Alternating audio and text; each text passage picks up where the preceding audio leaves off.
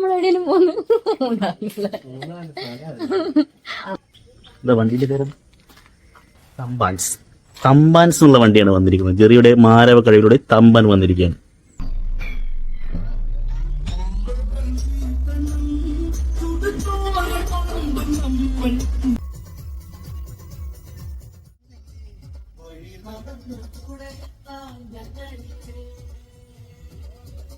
തീർന്നു. വലിയ വണ്ടി കാണിക്കും. എല്ലാ വണ്ടി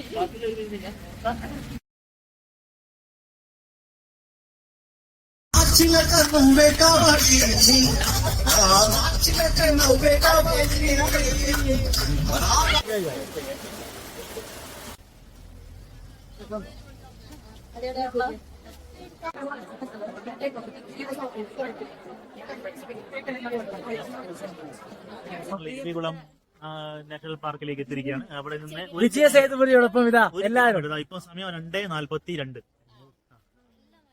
നല്ല കോടമഞ്ഞ് ഇപ്പോഴും ഇതാ. ഒന്ന് കാണിച്ചു കൊടുത്തേ, കോടമഞ്ഞ് ഒന്ന് കാണിച്ചു.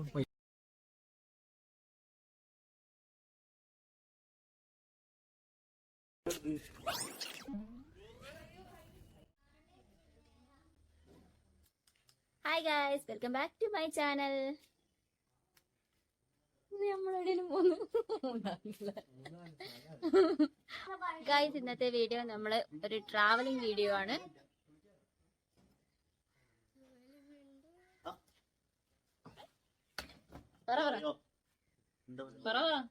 നമ്മൾ മൂന്നാറിലേക്ക് കുതിക്കുകയാണ്.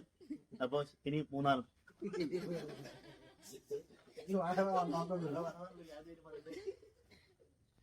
മൂന്നാറിലെ ഒരു കിട്ടിലൻ റിസോർട്ടിലേക്കാണ് നമ്മൾ പോകുന്നത്. റിസോർട്ടിന്റെ പേര് ഞാനിപ്പോൾ പറയുന്നില്ല, അതൊരു സർപ്രൈസ് ആണ്. റിസോർട്ടിലേക്ക് പോകുന്നതിന് മുൻപ് നമുക്ക് ഒരുപാട് കാഴ്ചകൾ കാണാനുണ്ട്, ഒരുപാട് സ്ഥലങ്ങൾ കവർ ചെയ്യാനുണ്ട്. 2 ദിവസം അടിച്ചു പൊളിച്ച് നമുക്ക് ആഘോഷിക്കാം. ഞങ്ങൾ 4 ഫാമിലീസ് ആണുള്ളത്. 5 ഫാമിലീസ് ആയിരുന്നു ആദ്യം ഉണ്ടായിരുന്നത്. പക്ഷെ ഒരു പ്രത്യേക സാഹചര്യത്തിൽ ഒരു ഫാമിലിക്ക് വരാൻ പറ്റാതായി. നമ്മളപ്പോൾ പുറപ്പെടാനുള്ള തയ്യാറെടുപ്പിലാണ്.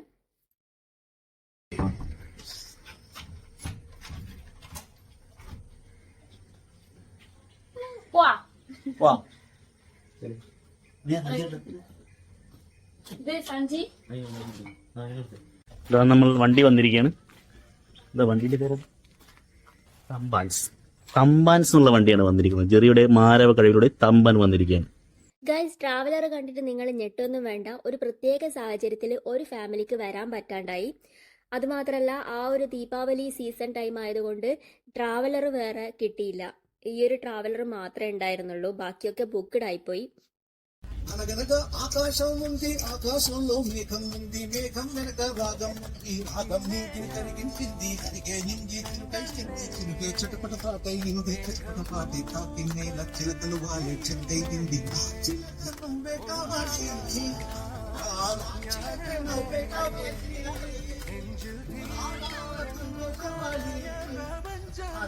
നല്ല ബെസ്റ്റ് ടൈമാണ് കേട്ടോ നമ്മൾ ട്രാവൽ ചെയ്യാൻ വേണ്ടിയിട്ട് സെലക്ട് ചെയ്തത്. കിട്ടിലൻ മഴ.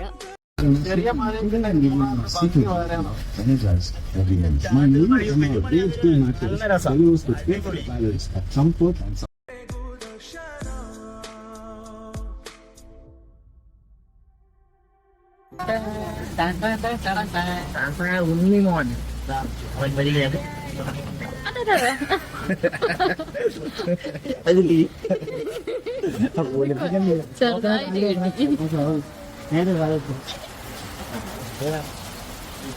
തീർന്നു. വലിയ വണ്ടി കാണിക്കും. എല്ലാ വണ്ടി.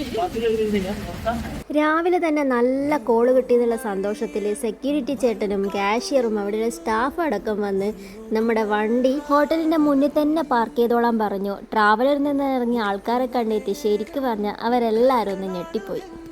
6 പേരും കുറച്ച് കുട്ടീസും. ഭയങ്കര സന്തോഷത്തിൽ വാവാന്ന് വിളിച്ചവർ ഇപ്പം നോക്കിയ കടന്നല കുത്തിയ പോലെയാണുള്ളത്. ജുവൽ ബേബിക്ക് പിന്നെ രാവിലെ ആയാലും രാത്രി ആയാലും ഭക്ഷണത്തിനോടൊപ്പം മിറണ്ട മസ്റ്റാണ്.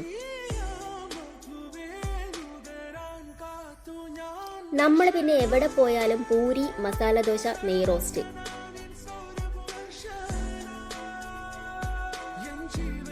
പോകുന്ന വഴി ഒരുപാട് വ്യൂ പോയിന്റ്സ് ഉണ്ട്. അതിലൊന്നാണ് വാട്ടർഫാൾസ് വ്യൂ പോയിന്റ്. അവിടെ എപ്പോഴും നമ്മൾ എപ്പോൾ പോയി കഴിഞ്ഞാലും വണ്ടി നിർത്താറുണ്ട്. കുറച്ച് വീഡിയോസും ഫോട്ടോസും ഒക്കെ എടുക്കാൻ വേണ്ടി ഒരു കിടിലൻ പ്ലേസ് തന്നെയാണ്.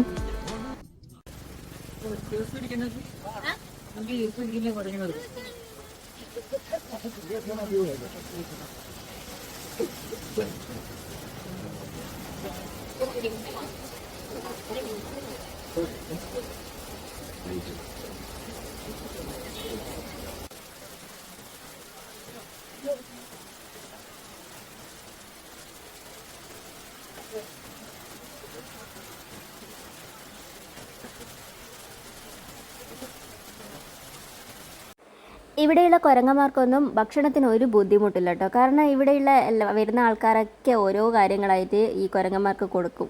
കണ്ടില്ലേ, ഐസ്ക്രീം, ജ്യൂസ്, പിസ്സ, ബർഗർ, അങ്ങനെ എല്ലാം. നിന്നെ ഞാൻ കണ്ടേ മേഘം പൂക്കൾ പെയ്യുന്നേ ഒന്നാവാ ഞാനെന്നെ നെഞ്ചിൽ തീർത്തോരൻ പ്രണയ പ്രപഞ്ചമിതാ ദർശന സർവം സദാനിൻ സൗരഭ ദർശന എൻ ജീവൻ സായുജ്യം ദർശന സ്നേഹാമൃതം എന്നിലെ ദർശന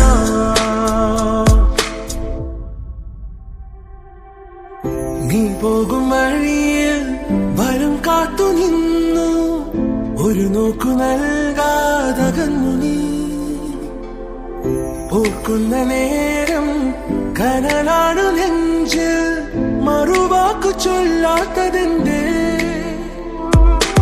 ഏതൊരാഴത്തിൽ മൂടി വെച്ചാലും അഴകേ മനസ്സു തേടിയെത്തുന്നു നിന്റെ ഈ പുഞ്ചിരി മധുവേ നുകരാൻ കാത്തു ഞാൻ ദർശന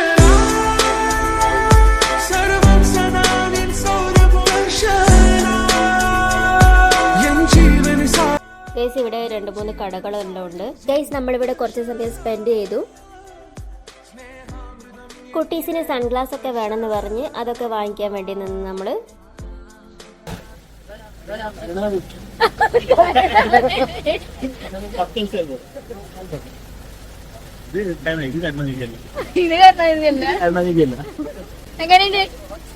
അടിപൊളി കരുണാനിധി ഉണ്ട്.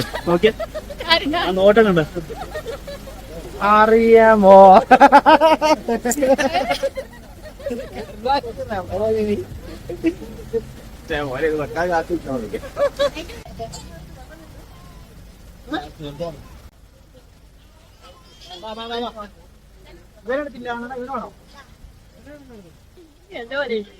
എന്റെ മുഖത്തിന് ചേരില്ല, കണ്ണട എന്റെ മുഖത്തിന് ചേരില്ല. ഗൈസ്, ഇനി നമ്മൾ നേരെ പോകുന്നത് ഇരവികുളം നാഷണൽ പാർക്കിലേക്കാണ്. അവിടെ പോകുമ്പോൾ ശ്രദ്ധിക്കേണ്ട കാര്യങ്ങളും അതുപോലെ തന്നെ അവിടുത്തെ റൂട്ട് കാര്യങ്ങൾ അങ്ങനെ എല്ലാം വിശദമായിട്ട് ഞാൻ നിങ്ങൾക്ക് പറഞ്ഞു തരാം. അവിടേക്ക് പോകുമ്പോൾ പല കാര്യങ്ങളും നമ്മൾ ശ്രദ്ധിക്കണം. ലേറ്റായത് കാരണം നമ്മൾ പല കാര്യങ്ങളും മിസ്സാക്കി കളഞ്ഞു. അത് നിങ്ങൾക്ക് ഞാൻ വഴിയേ പറഞ്ഞു തരാം.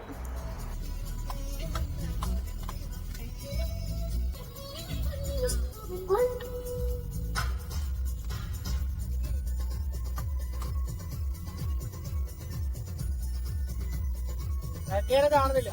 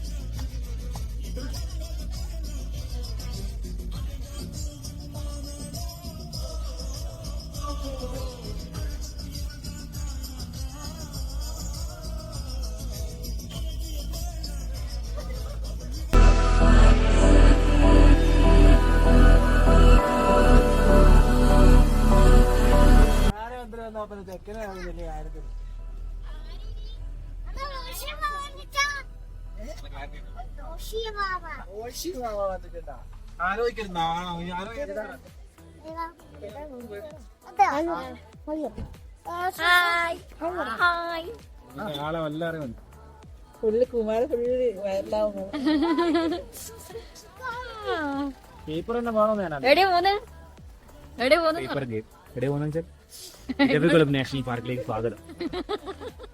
മൂന്നാറിൽ നിന്ന് ഏകദേശം 8 കിലോമീറ്റർ അകലെ ഇടുക്കി ജില്ലയിലാണ് ഇരവികുളം ദേശീയോദ്യാനം സ്ഥിതി ചെയ്യുന്നത്. കേരളത്തിൽ ആദ്യമായി തുറന്ന ദേശീയോദ്യാനം. സമുദ്രനിരപ്പിൽ നിന്ന് ഏകദേശം 2000 മീറ്റർ ഉയരത്തിൽ സ്ഥിതി ചെയ്യുന്ന ഇത് മൂന്നാർ താഴ്വരയുടെയും തേയിലത്തോട്ടങ്ങളുടെയും മനോഹരമായ കാഴ്ചകൾ പ്രദാനം ചെയ്യുന്നു. ആദ്യം തന്നെ നിങ്ങളോടൊരു കാര്യം പറയാം. ഓൺലൈനായിട്ട് നിങ്ങൾ ടിക്കറ്റ് എടുക്കുവാണെങ്കിലും അവിടെ ഭയങ്കര ക്യൂ ആയിരിക്കും. നമ്മൾ ഉച്ച സമയത്ത് പോയത് കൊണ്ട് തന്നെ ഭക്ഷണം കഴിക്കാൻ പറ്റിയില്ല. അതുപോലെ തന്നെ ക്യൂവിൽ നിന്ന് പെട്ടെന്ന് തന്നെ കയറി അവിടെ നിന്ന് ഭക്ഷണം കഴിക്കാനൊക്കെ വിചാരിച്ചിട്ടാണ് നമ്മൾ ക്യൂവിൽ കയറിയത്. പക്ഷേ ഒരു രക്ഷയില്ല, അത്രക്ക് വലിയ ക്യൂ ആയിരുന്നു. 12:45 ആവുമ്പോഴാണ് നമ്മൾ ഈ ക്യൂവിലേക്ക് എത്തിയത്. ഏകദേശം ഒരു 2 മണിക്കൂർ നമ്മൾ ആ ക്യൂവിൽ നിൽക്കേണ്ടി വന്നു. ഭക്ഷണം പോലും കഴിക്കാത്തതുകൊണ്ട് പിന്നെ പ്രത്യേകിച്ച് പറയണ്ടല്ലോ, ഒടുക്കമത്തെ വിശപ്പായിരുന്നു. നിങ്ങളിവിടെ പോകാൻ തീരുമാനിച്ചിട്ടുണ്ടെങ്കിൽ നിങ്ങൾ മസ്റ്റായിട്ട് ഫുഡും വെള്ളവും കരുതിയിരിക്കണം. അതുപോലെ തന്നെ ഫുഡൊക്കെ കഴിച്ചിട്ട് വരുവാണെങ്കിലും അത്രയും നല്ലത്. ബസ്സിന് വേണ്ടിയിട്ടുള്ള കാത്തിരിപ്പാണ് കേട്ടോ ഈ ക്യൂ എന്ന് പറയുന്നത്. ഒരു ബസ്സിൽ നമ്മൾ ഇരുന്നിട്ട് പോകുന്നവർ മാത്രമേ ബസ്സിൽ കയറാൻ പറ്റുള്ളൂ. എന്ന് വെച്ചാൽ ഒരുപാട് വളവും തിരിവെല്ലാം ഉള്ളതുകൊണ്ട് ബസ്സിൽ ഇരുന്നിട്ട് പോകുന്ന ആ ഒരു എണ്ണം ഉണ്ട്, 30-31 ആണെന്ന് തോന്നുന്നു. ഈ ബസ് എൻട്രൻസ് വരെയാണ് ഉണ്ടാവുക. മിനി ബസ്സുകൾ, അവിടത്തേക്ക് മാത്രമായിട്ടുള്ള മിനി ബസ്സുകളാണിത്. ഇതിനുള്ള ടിക്കറ്റാണ് നമ്മൾ എടുക്കുന്നത്. അപ്പോൾ അതിനനുസരിച്ചുള്ളവരെ മാത്രമേ ബസ്സിലേക്ക് കയറ്റുള്ളൂ. ദേശീയോദ്യാനത്തിന് ഏകദേശം 97 ചതുരശ്ര കിലോമീറ്റർ വിസ്തൃതിയുണ്ട്. എന്നാൽ അതിന്റെ ഒരു ഭാഗം മാത്രമേ സന്ദർശകർക്കായി തുറന്നിട്ടിട്ടുള്ളൂ. മൂന്നാറിൽ നിന്ന് ഇവിടെ എത്താൻ സ്വകാര്യ കാറുകളോ ടാക്സികളോ എളുപ്പത്തിൽ വാടകയ്ക്കെടുക്കാം. ബസ്സുകൾ പോലുള്ള പൊതുഗതാഗതം ലഭ്യമാണ്. മൂന്നാർ ബസ് സ്റ്റാൻഡിൽ നിന്നും ഉദുമൽപേട്ടയിലേക്ക് പോകുന്ന ബസ്സിൽ കയറിയാൽ മതി. ഇന്ത്യയിലെ മിക്ക ദേശീയോദ്യാനങ്ങളെയും പോലെ ഈ ഇനങ്ങളുടെ സംരക്ഷണം ആരംഭിച്ചത് അവയുടെ ഒരു വലിയ ഭാഗം നഷ്ടപ്പെട്ടതിന് ശേഷമാണ്. സ്വാതന്ത്ര്യത്തിന് മുമ്പ് ബ്രിട്ടീഷുകാർക്ക് വേട്ടയാടാനുള്ള ഒരു മുൻകരുതലായിരുന്നു. നീലഗിരി തഹറിനെ കായിക വിനോദത്തിനായി വേട്ടയാടാൻ ലോകമെമ്പാടുമുള്ള വേട്ടക്കാരെ ഈ പാർക്ക് ആകർഷിച്ചു. അവയുടെ പ്രത്യേക ആകൃതിയിലുള്ള കൊമ്പുകളാണ് അവരെ വേട്ടയാടാൻ കാരണം. 1971 വരെ കണ്ണൻദേവൻ ഹിൽ പ്രൊഡ്യൂസ് കമ്പനിയാണ് ഇത് കൈകാര്യം ചെയ്തത്. മൂടൽമഞ്ഞിലേക്കൂടിയുള്ള ഈ യാത്ര ഭയങ്കര രസമാണ്. ശരിക്കും പറഞ്ഞാൽ രാവിലെ വന്ന് ഈ ഒരു ഭംഗിയൊക്കെ ആസ്വദിക്കുന്നതാണ് ഏറ്റവും നല്ലത്. നമ്മൾ വൈകിപ്പോയത് കൊണ്ട് തന്നെ ആ ഒരു രസം അങ്ങോട്ട് പോയി. ഫുഡൊന്നും കഴിക്കാതെ പോയതുകൊണ്ട് ഭയങ്കര വിശപ്പ്. നമ്മളവിടെ എൻട്രൻസിന് എത്തിയപ്പോൾ തന്നെ ഫുഡ് ഓർഡർ ചെയ്ത് കഴിക്കലും തുടങ്ങി. ഫുഡ് എന്ന് പറഞ്ഞാൽ നിങ്ങൾ വിചാരിക്കുന്ന പോലെ സാധാരണ ഫുഡല്ല കേട്ടോ. കേക്ക്, കുക്കീസ് അങ്ങനത്തെ സാധനങ്ങൾ മാത്രമേ ഉള്ളൂ കേട്ടോ. വിശന്നാൽ പിന്നെ എന്ത് കുക്കീസ് എന്ത് കേക്ക് വാരി വലിച്ചങ്ങ് തിന്ന് തന്നെ.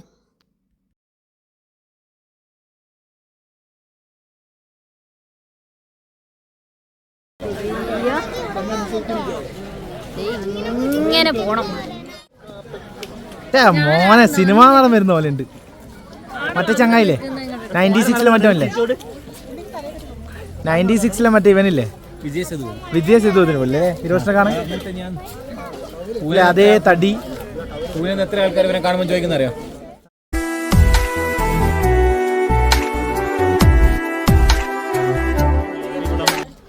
നാഷണൽ പാർക്കിലേക്ക് എത്തിയിരിക്കുകയാണ്. അവിടെ നിന്ന് വിജയ സേതുപതിയോടൊപ്പം ഇതാ എല്ലാവരും. ഇപ്പൊ സമയം 2:42. നല്ല കോടമഞ്ഞ് ഇപ്പോഴും ഇതാ. ഒന്ന് കാണിച്ചു കൊടുത്തേ, കോടമഞ്ഞ് ഒന്ന് കാണിച്ചു. ഇല്ലല്ല കോടമഞ്ഞാണ്. കോട കാണുന്നില്ല. അത് വൈകിട്ട് ഇപ്പൊ ഫിൽറ്റർ ഇട്ടിട്ടുണ്ടാവും.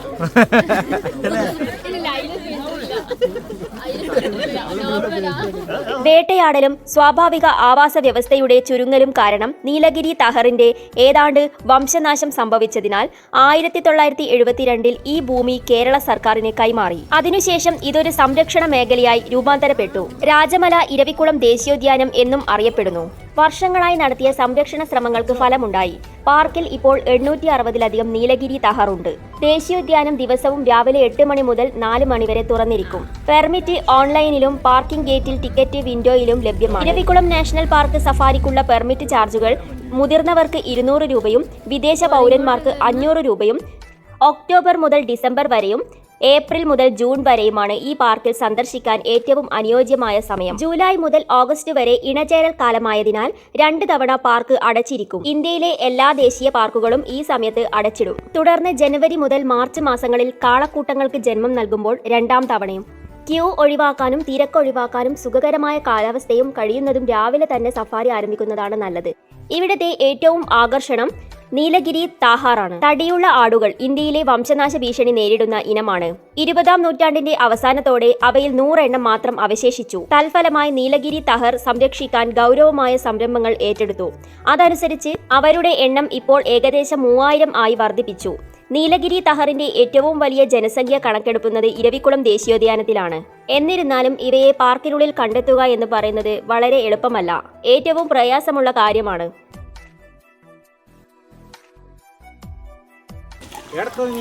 ഇവിടെ എങ്ങാനും ഉണ്ട് എന്ന് അയാൾ പറഞ്ഞത്. ഗാർഡൻ കഴിഞ്ഞ് എത്തിയോ? അവിടെ ഇതുപോലെയുള്ള സ്ഥലത്തുണ്ടാകുക. പോയില്ല, നമ്മളവിടെ ഓൾറെഡി വൈകി ബാധിച്ചു. എടാ ഇതാണ് ഫൈനൽ പോയിന്റ്. ഇനിയില്ല, ഇല്ല. ഒരു വ്യൂ പോയിന്റ് ഉണ്ട്, ഇവിടുന്ന് കാണുന്നത് അവിടെ നിന്നാണ്.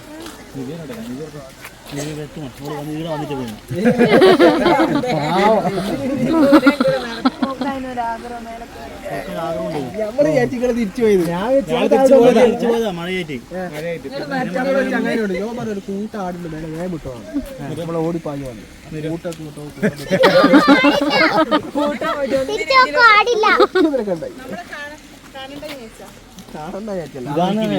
ഇവിടെയാണ് ആട് വരിക. ഭക്ഷണം കഴിച്ചു പോയി. വൈകുന്നേരം വരും. നീലക്കുറിഞ്ഞി പൂക്കളുടെ വീടുകളിൽ ഒന്നാണ് ഇരവികുളം. പർപ്പിൾ നീല പൂവ് 12 വർഷത്തിലൊരിക്കൽ മാത്രമേ വിരിയുള്ളൂ. ഈ സമയത്ത് ഈ പ്രദേശം മുഴുവൻ മനോഹരമായിരിക്കും. നീലഗിരിയിലെ ഏറ്റവും ഉയരം കൂടിയ കൊടുമുടിയായ ആനമുടി ഇരവികുളം ദേശീയോദ്യാനത്തിലാണ് സ്ഥിതി ചെയ്യുന്നത്. ദക്ഷിണേന്ത്യയിലെ ഏറ്റവും ഉയരം കൂടിയ കൊടുമുടിയാണ് ആനമുടി. ഇടുക്കി ജില്ലയിലെ ദേവികുളം താലൂക്കിലാണ് ഇരവികുളം സ്ഥിതി ചെയ്യുന്നത്. ഇരവികുളം നാഷണൽ പാർക്കിലേക്ക് ഏതൊക്കെ വഴിയിലൂടെ എത്തിച്ചേരാം എന്നതാണ് ഞാൻ അടുത്തതായി പറയുന്നത്. കേരളത്തിലെ കൊച്ചി, തമിഴ്നാട്ടിലെ കോയമ്പത്തൂർ എന്നിവയാണ് അടുത്തുള്ള വിമാനത്താവളങ്ങൾ. കേരളത്തിലെ ആൽവേ, തമിഴ്നാട്ടിലെ കോയമ്പത്തൂർ എന്നിവയാണ് ഏറ്റവും അടുത്തുള്ള റെയിൽവേ സ്റ്റേഷൻ. കേരളത്തിൽ എത്തിയാൽ ആദ്യം മൂന്നാറിലെത്തണം. ഇരവികുളം നാഷണൽ പാർക്കിൽ നിന്ന് ഏകദേശം 15 കിലോമീറ്റർ അകലെയാണ് മൂന്നാർ. മൂന്നാറിൽ നിന്ന് ദിവസവും സർക്കാർ സ്വകാര്യ ബസ്സുകൾ സർവീസ് നടത്തുന്നുണ്ട്. കൂടാതെ മൂന്നാറിൽ ക്യാമ്പുകളും സുലഭമാണ്. പാർക്കിനുള്ളിൽ സ്വകാര്യ വാഹനങ്ങൾ കൊണ്ടുപോകാൻ കഴിയില്ല. ജീപ്പ് സഫാരിയും ഇല്ല. മറിച്ച് വനം വകുപ്പിന്റെ ഏതാനും മിനി ബസ്സുകൾ ഉള്ളിലേക്ക് ഓടുന്നുണ്ട്. പാർക്കിനുള്ളിൽ മനുഷ്യരുടെ ഇടപെടലും മലിനീകരണവും നിയന്ത്രിക്കുകയാണ് ഇതിലൂടെ ലക്ഷ്യമിടുന്നത്. മനോഹരമായ ലക്കോം മൗതുവാകുടി ടീ എസ്റ്റേറ്റിലൂടെ പാർക്കിലെ രാജമല ഭാഗത്തേക്കാണ് ബസ്സുകൾ നിങ്ങളെ കൊണ്ടുപോകുന്നത്. പാർക്കിന്റെ ഭൂരിഭാഗവും പുൽമേടുകളും കുറ്റിച്ചെടികളും നിറഞ്ഞതാണ്. ഇതിന് ഷോള സസ്യങ്ങളുമുണ്ട്. 29 സസ്തനികൾ, 140 പക്ഷികൾ, 100 ചിത്രശലഭങ്ങൾ, 10 ഉഭയജീവികൾ എന്നിവയും ഇവിടെയുണ്ട്. നീലഗിരി തഹറിനൊപ്പം sloth bear, Nilgiri langur, gaur, ഭീമൻ അണ്ണാൻ, സിവെറ്റ്സ് തുടങ്ങിയവയും ഇവിടെയുണ്ട്. കുറിഞ്ഞിപ്പാത, കുറിഞ്ഞി നീലഗിരി തഹറിന്റെ പാതകളിലൂടെ രാവിലെയും വൈകുന്നേരവും 3 മണിക്കൂർ ട്രക്ക് നടത്തുന്നു. പാക്കേജിന് ഇന്ത്യക്കാർക്ക് ഒരാൾക്ക് 290 രൂപയും വിദേശികൾക്ക് 560 രൂപയുമാണ്. കാസ്കഡ് വാക്ക്, ഈ ട്രക്കിംഗ് നിങ്ങളെ ഷോള വനങ്ങളിലൂടെ ലാക്കോം വെള്ളച്ചാട്ടം വരെ എത്തിക്കുന്നു. പോക്കറ്റ് പിഞ്ച് ഒരാൾക്ക് 100 രൂപയാണ്. ലക്കോം വെള്ളച്ചാട്ടത്തിന് സമീപമുള്ള ലക്കം ലോഗ് ഹൗസിലും നിങ്ങൾക്ക് ക്യാമ്പ് ചെയ്യാം. പാക്കേജിന്റെ വില ഇന്ത്യക്കാർക്ക് 3000 രൂപയും വിദേശികൾക്ക് 4000 രൂപയുമാണ്.